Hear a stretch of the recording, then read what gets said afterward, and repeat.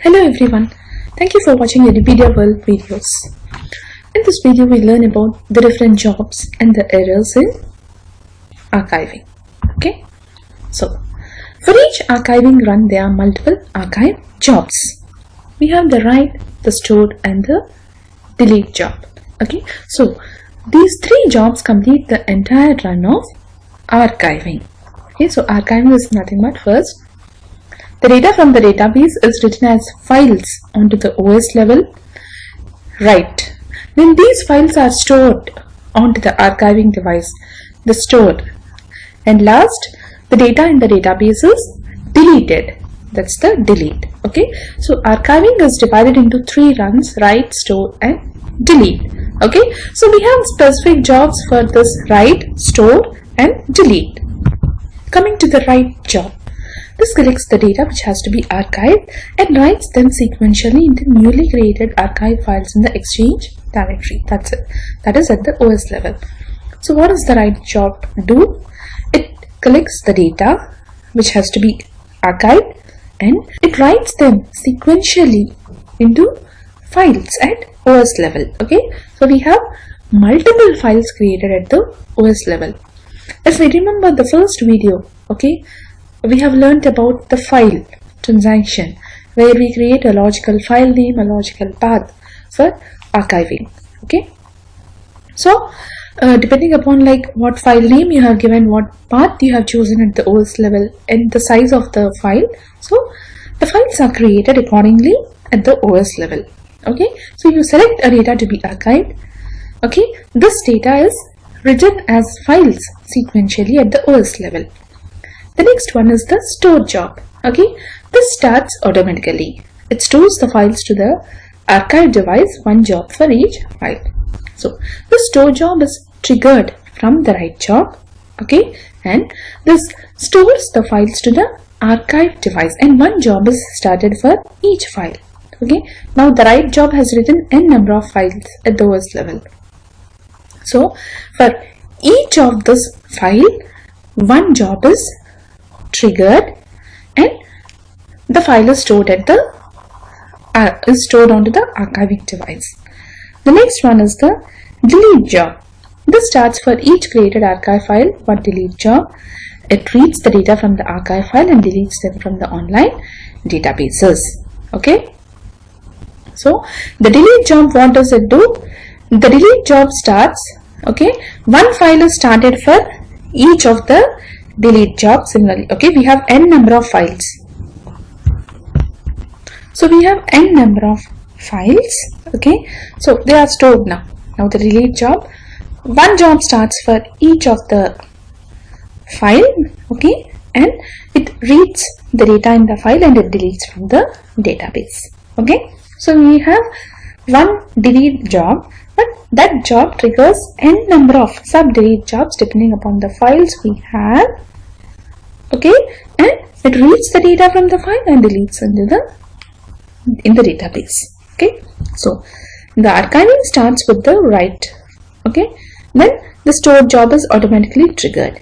Then we schedule the delete job and it triggers n number of it divides itself into sub jobs, one job for each file. Okay, so archiving, storing files starts automatically and one job for each file. Similarly, scheduling delete jobs, one scheduled job for each file. Okay, so these are the technical names. The write job is RSEXARCA and it automatically triggers the store job, RSARCH store file. Now the delete job name is RSARCHD and it triggers n number of sub delete jobs, RSEXARCD. Okay, so this is about you write, store and you delete.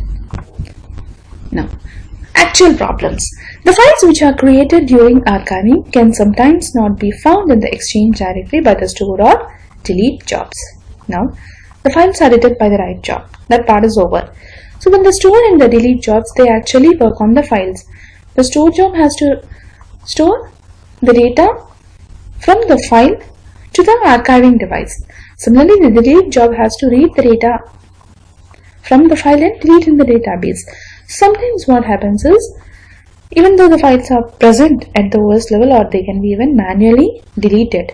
Okay, somebody by mistake, okay, has manually deleted the files. Okay, so these store and delete jobs will not find the files at the OS level. So the store jobs are failing and have to be restarted manually with transaction SARA. Deletion jobs are finished successfully, but the file is not really deleted from the Exchange directory. They have to be deleted manually from base team. Okay, so if the store job fails, okay, then you have to go to SARA and manually restart it. Similarly, the delete job, after deleting the data from the database, it has to delete the file also. Sometimes it will not be able to delete the file. You have to manually delete it. Okay, so these are the few problems we will notice related to the store and delete jobs. Failed store job. Some store jobs cancel with following error. Error occurred when checking the stored archive file. This, okay, so like this you will get the error. So then you have to restart the store job manually from the SARA T code. So you have to go to the SARA and fill in the archiving object. Okay, you give whatever archiving object it is. That is, for example, iDoc. You press enter and then you go to this storage system. Okay, please go to this button. In the following pop-up, select store files. Then a new screen appears where you have to do 4 things. You have to fill the username. Okay, then press the archive selection button and select the files which you want to store. Then you give the start date and you say immediately and save, and the job will get scheduled. You can monitor the job from SM37. Okay, so to start the store job from SARA, you give the archiving object name and you go to the storage system.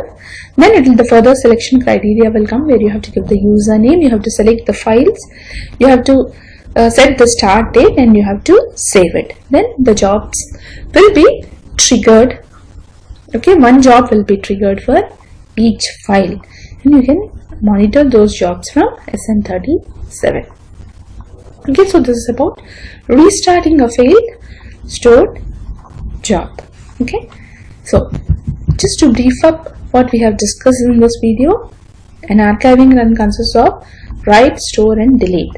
Okay, so when we say like this data has to be archived, then the person who is doing the archiving thing should consider all these 3 things. First, the write part has to be triggered, which automatically triggers the stored part. Then next, again the deletion part has to be scheduled. Okay, so the write job reads data from the database, what has to be archived, and it writes n number of files at the OS level.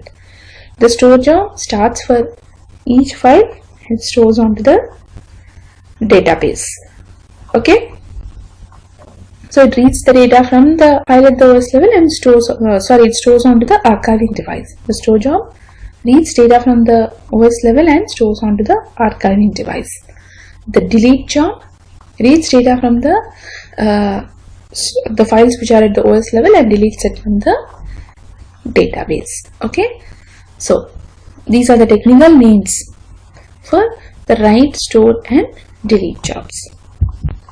Okay, and the actual problems what we see, sometimes the store and the delete jobs, they fail because due to the file problems. They will not be able to read the file, maybe some permission problem, or that file is by mistakenly deleted. Okay, something happens and they are unable to read the file which is present at the OS level.